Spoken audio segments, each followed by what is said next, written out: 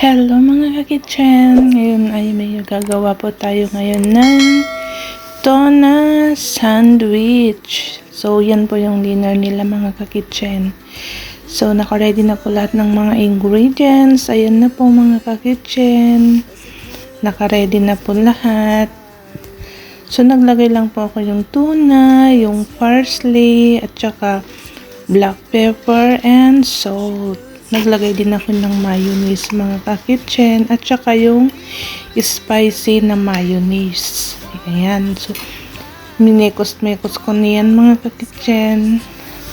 Ayan din po yung isang flavor. Wala po yan spicy kasi para sa bata. Ayan.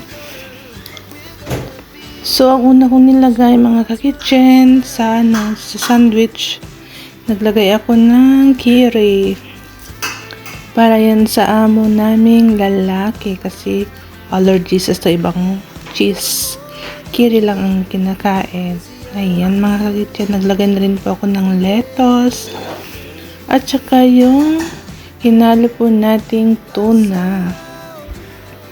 Siyempre, lalagyan po natin siya ng second layer mga kakitchen. Ayan. Tapos, ulitin lang po natin yung ilagay natin ng unang layer. Yung lettuce pa rin mga ka-kitchen. At saka yung tuna. Ayan, takpan na natin ulit ng isa pang sliced bread. O, diba? Sulit na sulit yan mga kitchen pag nakain mo yun lahat. So, ayan na naman po yung isa para dun sa bata. Ayan, lagay ako ng sliced cheese, lettuce, at saka yung mix natin na tuna. Siyempre, may second layer din yan mga ka-kitchen. Ayan, ganun pa rin din. Ulitin lang po natin yung ginawa natin sa una na sliced cheese at saka lettuce. Then, nahalong tuna. Ayan, takpan din natin ulit ng isang sliced bread. Ayan, tig-isa lang sila yan mga ka-kitchen pero sulit na sulit po yan. Sa sarap. Siyempre, kinustra ko na yan mga ka-kitchen para masarap. So, tignan mo mga ka-kitchen. O, diba? Yummy.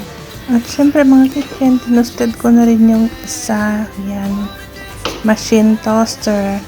So, yan. Tapos na mga ka-kitchen. Madali lang gumawa ng tuna sandwich. Sana nagustuhan na naman po ninyo. Thank you for watching po. And God bless all.